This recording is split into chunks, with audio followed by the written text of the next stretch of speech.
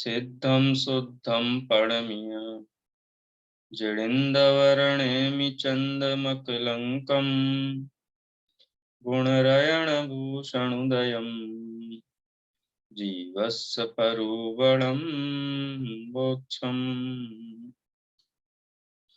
घुमटसार जीवकांड के आधार पर 20 प्रभुपुराणों के अंतर्गत कतिपय गाथाओं पर अपनी चर्चा चल रही है। पिछली कक्षा में सम्यक्त मार्गणा के अंतर्गत जीव चारों गतियों में संगी पंचेंद्रिय जीव आयु बंद हो जाने पर भी सम्यक्त प्रकट कर सकता है। किसी भी गति संबंधी आयु बंद हो गया हो तो भी सम्यक दर्शन प्रकट कर सकता है। एक इसमें दृष्टांत है कि उनका जो त्रिभाग बंध था वो यशोधर मुनिराज के ऊपर उपसर्ग के काल में उनको आयु बंद हुआ था। उस समय मिथ्यात्व था और बाद में उन्होंने सम्यक तो प्रकट किया, यानी नरकायु का बंद करने के बाद भी जीव सम्यक प्रकट कर सकता है। त्रियंच मनुष्य देव किसी भी आयु संबंधी बंद होने पर जीव सम्यक दर्शन प्रकट कर सकता है, लेकिन देवायु के अतिरिक्त किसी भी आयु का बंद हुआ हो तो जीव अणुव्रत और महाव्रती धारण करने के परिणाम उसको नहीं आते। यहाँ बाह्य अणुव्रत महाव्रत की बात नहीं है। यहाँ 2 कसाय चौकड़ी और 3 कसाय चौकड़ी के अभाव रूप जो पंचम और छठे गुण स्थान के योग्य जो भूमिका है उसकी बात है। ये चर्चा अपनी पिछली कक्षा में चली थी। आज आहार मार्गणा संबंधी 3 गाथाएं, इनके ऊपर अपन चर्चा करेंगे। ठीक है, ये 3 गाथाएं, ये अंतिम गाथाएं हैं आपके सिलेबस में आहार मार्गणा के संबंध में। इसमें आहार मार्गणा किसे कहते हैं, क्या आहारक जीव किसे कहते हैं, वो बताया गया है। और कोई भी जो जीव है, संसारी जीव आहारक ही होता है, लेकिन कुछ समय ऐसे भी होते हैं जब वो अनाहारक रहता है। तो आहारक जीव किसे कहेंगे और अनाहारक किसे कहेंगे, वो चर्चा अपन इन 3 गाथाओं के माध्यम से देखते हैं। पिछली चर्चा में किसी को कोई प्रश्न हो, कुछ चर्चा करनी हो तो कर सकते हैं, नहीं तो अपन यहाँ पर आगे बढ़ेंगे। और ये जो भी घुमटसार जीवकांड में हमने पढ़ा है, ये बहुत अल्प है और बहुत परिचयात्मक है। ये बहुत विस्तृत और सूक्ष्म वर्णन भी आचार्य नेमिचंद्र देव ने गाथाओं में समाहित किया है प्रत्येक अधिकार में। लेकिन हम तो मात्र नमूना के रूप में, कहते हैं ना, सैंपल के रूप में कुछ गाथाएं पढ़ रहे हैं। जिनको विस्तृत रुचि है उनको विस्तार से इस ग्रंथ को जरूर पढ़ना चाहिए। सबसे पहले आहारक जो आहार मार्गणा है उसमें 8 गाथाओं के माध्यम से आहारक जीव का स्वरूप बताया गया है और आहार मार्गणा क्या होती है उसका परिचय दिया गया है। इसमें से 3 गाथाएं हमारे सिलेबस में। सबसे पहले गाथा पाठ करेंगे। उदयावर्ण शरीरो उदयावर्ण शरीरो दयेण तद्देह वयण चित्ताणम् दयेन तत्तेहवयण चित्ताणम् णोकम् अवगणाणम् लोकम् अवगणाणम् गहनम् आहारयम् नाम गहनम् आहारयम् नाम आहरति शरीराणम् आहरति शरीराणम् तिण्णम् एयदरवगणाहोय तिण्णम् एयदरवगणाहोय भासमणाणम् नियतम् भासमणाणम् तम्मा आहारयो भण्यो तम्मा आहारयो भण्यो विग्गह गदिमावण्णा विग्गह गदिमावण्णा केवलिना समुग्गदो अजोगीय केवलिना समग्रतो अजोगीय सिद्धाय अनाहारा सिद्धाय अणाहारा शेषा आहारया जीवा शेषाहारया जीवा उदया आवर्ण शरीर उदयेण, यानी जो उदयावर्ण, जो उदय है, नाम कर्म का उदय है। कौन सा नाम कर्म का? शरीर संबंधी नाम कर्म का। उदयावर्ण शरीरोदयेण 5 शरीर बताए गए हैं आगम में। कारमाण शरीर, तेजस शरीर, वैक्रियक शरीर, आहारक शरीर और औदारिक शरीर। 5 प्रकार के शरीर बताए गए हैं। इसमें से कर्म और तेजस, यानी कारमाण वर्गणा और तेजस वर्गणा के ग्रहण को आहारक या आहार वर्गणा नहीं कहते।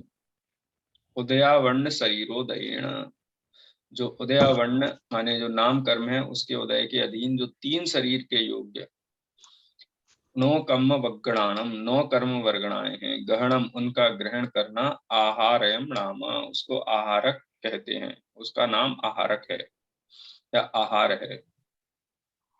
ये 9 कर्म वर्गणाओं से क्या बनता है? तो तद देह, यानी तत् शरीर संबंधी काय, काय संबंधी कारमाण वर्गणा, वो काय संबंधी पुद्गल वर्गणा, 9 कर्म वर्गणा।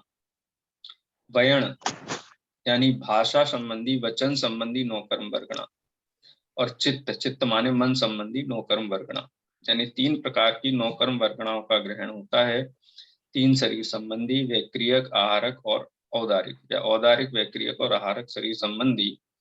इन 3 शरीर संबंधी नाम कर्म के उदय से जो 9 कर्म वर्गणा का ग्रहण जीव द्वारा किया जाता है उसको आहार ऐसा कहते हैं, आहार कहते हैं। ये आहारक शरीर में भी आहार शब्द आता है। हम भोजन करते हैं उसको भी आहार कहते हैं, लेकिन यहाँ आहार वर्गणा का संबंध औदारिक, वैक्रियक और आहारक, इन 3 शरीर संबंधी मन वचन काय के निर्माण भूत जो 9 कर्म वर्गणाएं हैं उनके ग्रहण को कहा गया है। ठीक है, पहली गाथा हो गई है। आहार वर्गणा किसे, आहार मार्गणा किसे कहते हैं? औदारिक, वैक्रियक और आहारक, इन 3 शरीर संबंधी नाम कर्म के उदय होने पर शरीर, वचन और मन रूप उद्गल वर्गणाओं का ग्रहण या 9 कर्म वर्गणाओं के ग्रहण को आहार मार्गणा कहते हैं। ये पहली गाथा हुई। अब ये तो आहार वर्गणा हुई। अब आहार वर्गणा वाले जीव को क्या कहते हैं? तो उस जीव को आहारयो भणियो, आहारक कहा जाता है। यानी जो 3 शरीर संबंधी 9 कर्म वर्गणाएं ग्रहण करता है उस जीव को आहारक कहा जाता है। हाँ बोलिए प्रीति जी। सर जो है ना, वो विग्रह गति से जब पहली बार मतलब पहला समय रहता है तो वहाँ औदार व्यक्ति आहारक भी उसी समय की बात है क्या जी? एक सेकंड, वो उस विषय पे अभी आ रहे हैं। पहले आहार क्या होता है, आहार मार्गणा और आहारक किसे कहते हैं वो पहले अपन समझ लेते हैं, फिर आगे वो चर्चा आएगी आपकी। ठीक है, तो आहार किसे कहते हैं? नाम 3 शरीर संबंधी नाम कर्म के उदय से जीव जो 9 कर्म वर्गणाएं ग्रहण करता है उसको आहार कहते हैं। आहारदि शरीराणम, औदारिक, वैक्रियक और आहारक, इन 3 शरीरों के योग्य जो वर्गणाएं हैं, 9 कर्म वर्गणाएं हैं, उनको ग्रहण करने वाले जीव को, और वह जीव क्या किस नियम से ग्रहण करता है? जिस जीव समास में है, यानी जिस पर्याय में है उस पर्याय संबंधी। त्रियंच गति का 1 इंद्रिय जीव है, 2 इंद्रिय जीव है, 3 इंद्रिय जीव है, 4 इंद्रिय जीव है, 5 इंद्रिय असंगी जीव है, तो नियम से औदारिक वर्गणा ही ग्रहण करेगा, वैक्रियक आहारक वर्गणा ग्रहण नहीं करेगा। छठे गुण स्थानवर्ती मुनि भगवंत हैं, आहारक रिद्धिधारी हैं, तो वही आहारक संबंधी कारमाण वर्गणाओं का ग्रहण करेंगे। वैक्रियक जो वर्गणा है वो देव और नारकी, और जो रिद्धिधारी हैं वो विक्रिया रिद्धिधारी जो जीव हैं वो जीव उसके योग्य आहार वर्गणा का ग्रहण करते हैं। तो ऐसे जीवों को जो औदारिक, वैक्रियक या आहारक संबंधी, शरीर संबंधी नौकर्म वर्गणाओं को ग्रहण करते हैं, ऐसे जीव को जब ग्रहण कर रहे हैं उस काल में आहारक कहा जाता है। यानी आपसे ये पूछा जाए कि आहारक जीव किसे कहते हैं, तो उसका उत्तर ये होगा, औदारिक, वैक्रियक और आहारक शरीर संबंधी जो कार्माण वर्गणाएं हैं, और वो भी कार्माण वर्गणाएं क्या करेंगी, शरीर, वचन और मन के योग्य वर्गणाओं को, योग्य वर्गणा का मतलब है जिस शरीर के से संबंध है या जिस पर्याय से संबंध है, जिस जीव समाज से संबंध है, उस जीव समाज के योग्य, और जिस काल में उनका आहरण कर रहे हैं, जिस समय उनका ग्रहण कर रहे हैं, उस समय उन जीवों को आहारक कहा जाता है। इस गाथा से ये भी ध्वनि निकलती है, क्या जीव अनाहारक भी होता है? क्या कोई संसारी जीव या जीव राशि में ऐसे भी जीव हैं जो अनाहारक होते हैं? उसकी बात 666 नंबर की गाथा में की गई। जैसा कि प्रीति जी ने प्रश्न पूछा ना, तो जीव अनाहारक कब रहता है और कितने काल तक रहता है उत्कृष्ट, तो ये 666 नंबर की गाथा में। विग्रह गति यानी विग्रह गति में आवण्णा केवलिना समुद्गदो, और जो केवली भगवान हैं, सहयोग केवली जीव हैं, वो समुद्घात के काल में, और समुद्घात के काल में हर समय नहीं, पहले दंड, पहला जो समुद्घात होता है केवली का, पहले दंडवत होता है। दंडवत होता है माने कि जिन प्रदेशों में विराजमान है वो प्रदेश आकाश के शीर्ष को और आकाश के नीचे के भाग को, ठीक है, पूरा 14 राजू लंबा ऐसा उनके शरीर के प्रदेश फैल जाते हैं, तो उसको बोलते हैं दंड। उसके बाद दोनों दिशाओं में, ठीक है, जिसको कहना चाहिए आजू बाजू में, दाएं और बाएं उनके प्रदेश फैल जाते हैं, उसको कपाट बोलते हैं। ठीक है, फिर जो भी वो भाग हैं जिनको बोलते हैं ना, जैसे त्रसनाली है, त्रसनाली के बाद बीच में भी जो भाग हैं, उन भागों में भी प्रदेश प्रसारित हो जाते हैं, उसको बोलते हैं प्रतर। और फिर पूरे 343 घनराजु में समस्त प्रदेशों में वो केवली भगवान के आत्मा के प्रदेश, या केवली भगवान स्वयं आत्मा ही है वो, तो 343 घनराजु रूप असंख्यात प्रदेश, लोक पूरण जिसको हम कहते हैं, समुद्घात की अवस्था वो होती है। फिर लोक पूरण के बाद वापस प्रतर होते हैं, फिर कपाट होते हैं, फिर दंड होते हैं, फिर मूल शरीर। ऐसे 8 समय में ये पूरा केवली समुद्घात होता है। ठीक है, इनमें से 3 समयों में, यानी लोक पूरण की ओर जाते हुए समय प्रतर, और लोक पूरण के बाद जो प्रतर, यानी 2 जो प्रतर अवस्थाएं हैं, प्रतर, लोक पूरण, फिर प्रतर, ये 3 समयों तक वो अनाहारक रहते हैं। ठीक है, विग्रह गति में अनाहारक रहते हैं, और जो केवली समुद्घात करने वाले जीव हैं वो केवली समुद्घात के कुल 8 समयों में से 3 समयों में अनाहारक रहते हैं। ठीक है, और कौन अनाहारक हैं? अजोगीय, यानी जो अयोग केवली हैं, अयुण रील री, ये 5 ह्रस्व अक्षरों के समकक्ष काल अयोग केवली का है। उस काल में अयोग केवली जो होते हैं वो अनाहारक होते हैं। अनाहारक होते माने औदारिक, वैक्रियक, आहारक।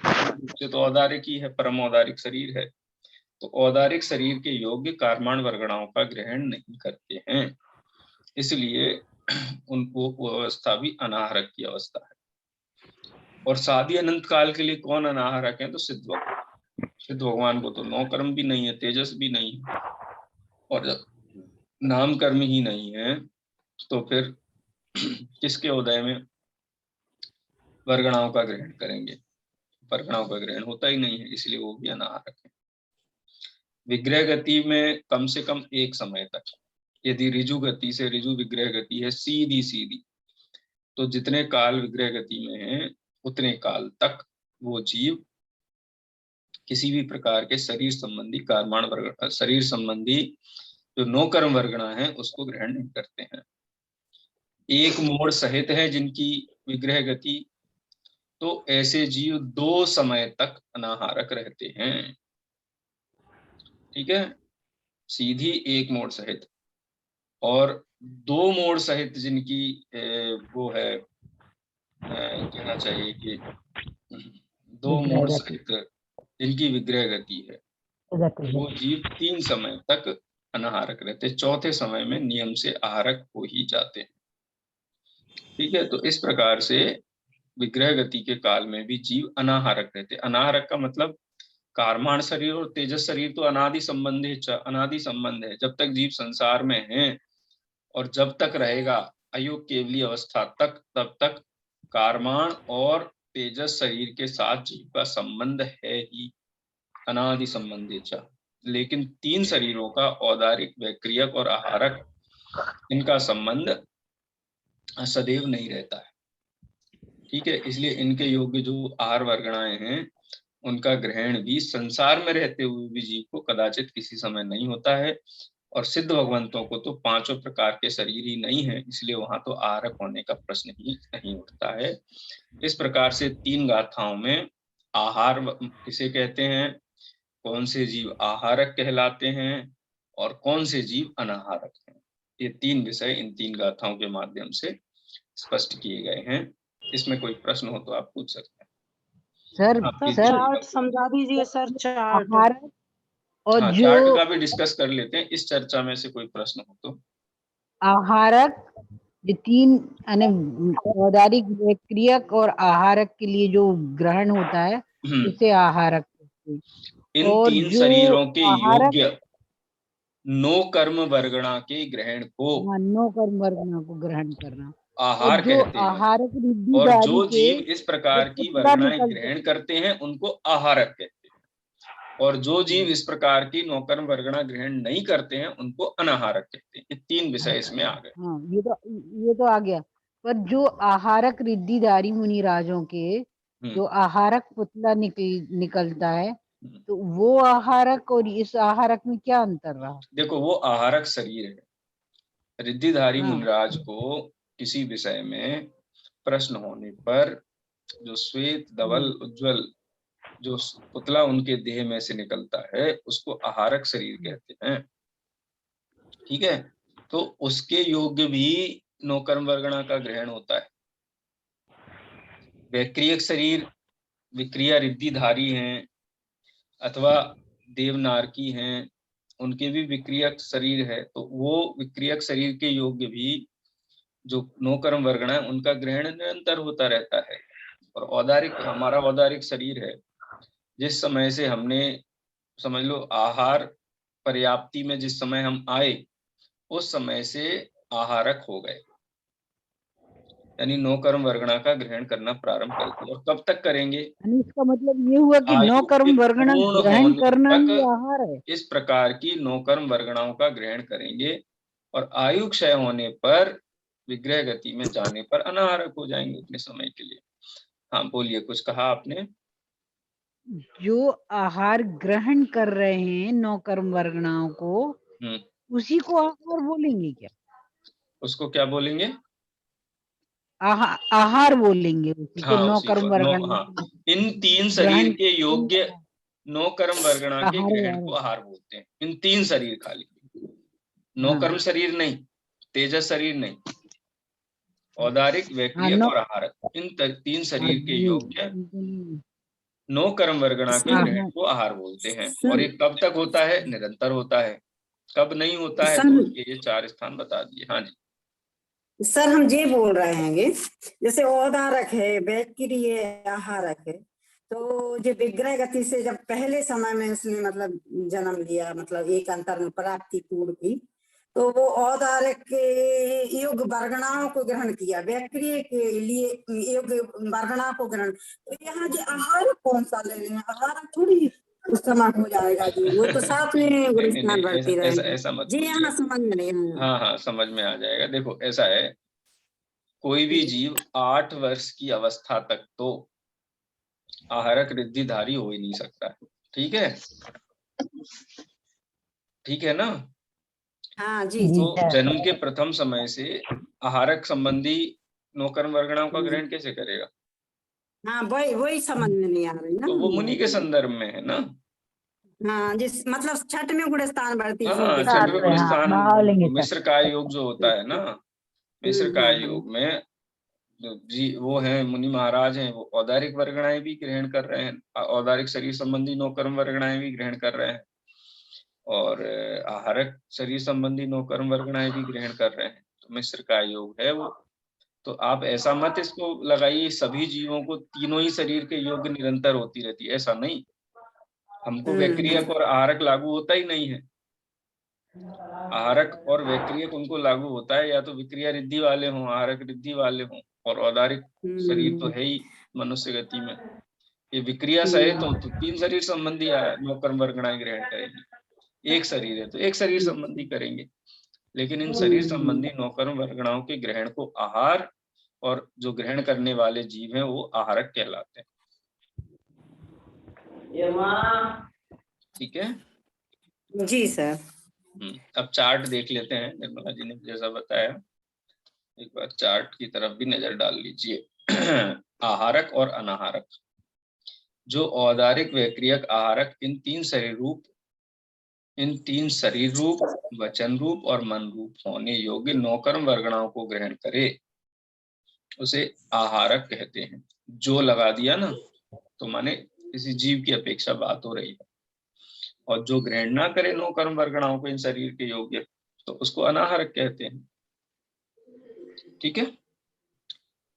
हाँ, शब्दार्थ क्या है इसका? आहारती, आहार माने ग्रहण करना, अनाहरती यानी जो ग्रहण ना करे, ये इसका शाब्दिक अर्थ हो गया।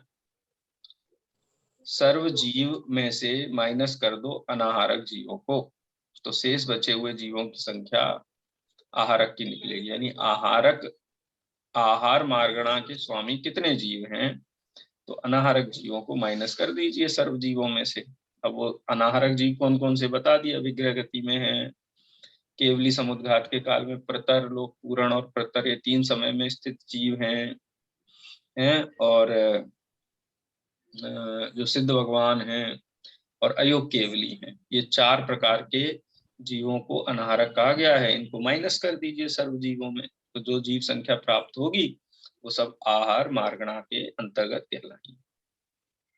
अनाहारक जीव कब हैं? विग्रह गति को प्राप्त चारों गति वाले जीव। कोई सी भी गति में जीव जा रहा हो, पूर्व भव को छोड़ करके नवीन पर्याय धारण करने के बीच में जो गमन होता है वो विग्रह गति कहलाती है, और उस समय वो जीव अनाहारक होता है।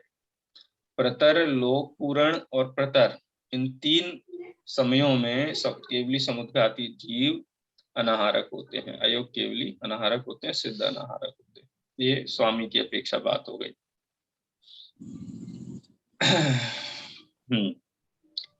आहारक जीव जघन्य काल, एक जीव की अपेक्षा से जो बात हो रही है, क्षुद्र भव में विग्रह गति के 3 समय कम, स्वाक्षोच्छ्वास के 18वें भाग माइनस 3 समय। ठीक है, स्वाक्षोच्छ्वास के ये जघन्य काल है आहारक रहने का जीव का। यानी कम से कम काल जीव का कितने काल तक आहारक रहता है, तो श्वास के 18वें भाग में मरण करता है जीव, माने पैदा हुआ और मरा, उसमें 3 समय विग्रह गति के माइनस कर दीजिए, उतना उसका जघन्य काल है। ठीक है, जघन्य काल, आहारक रहने का जघन्य काल। और आहारक रहने का उत्कृष्ट काल कितना है? असंख्यात, सूच्य अंगुल में जितने प्रदेश होते हैं उन प्रदेशों को का असंख्यातवें भाग बराबर, इतने काल तक जीव निरंतर आहारक रहता है। असंख्यात कल्प काल यहाँ पे कहा गया है। अनाहारक रहना कितने काल तक रह सकता है जीव? अनाहारक कम से कम एक समय अनाहारक रह सकता है। यदि विग्रह गति में है तो अधिक से अधिक अनाहारक कितना रह सकता है? विग्रह गति में कम से कम एक समय, अधिक से अधिक 3 समय। और केवली समुद्घात के काल में भी प्रतर, लोक पूरण और प्रतर, इन 3 समयों में अनाहारक रहता है। अयोग केवली गुण स्थान का समय अंतर मुहूर्त है, इसलिए अंतर मुहूर्त काल तक वो जीव अनाहारक रहता है। सिद्ध भगवान तो अनाहारक है ही, शादी अनंत काल के लिए।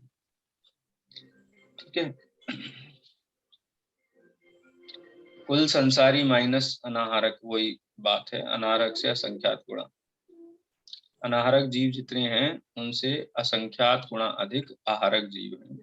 ये 4 प्रकार के जीवों को प्लस करके, और कितने ही जीव निरंतर मरण करते रहते हैं, तो विग्रह गति में भी अनंत जीव हैं।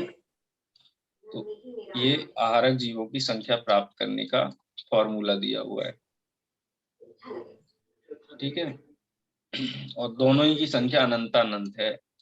आहारक जीव भी अनंतानंत है और अनाहारक जीव भी अनंतानंत है। इस प्रकार से 3 गाथाओं में आहारक, अनाहारक और आहारक जीव, आहार मार्गणा, आहारक जीव और अनाहारक जीव, ये 3 विषय इन 3 गाथाओं में यहाँ पूरे होते हैं।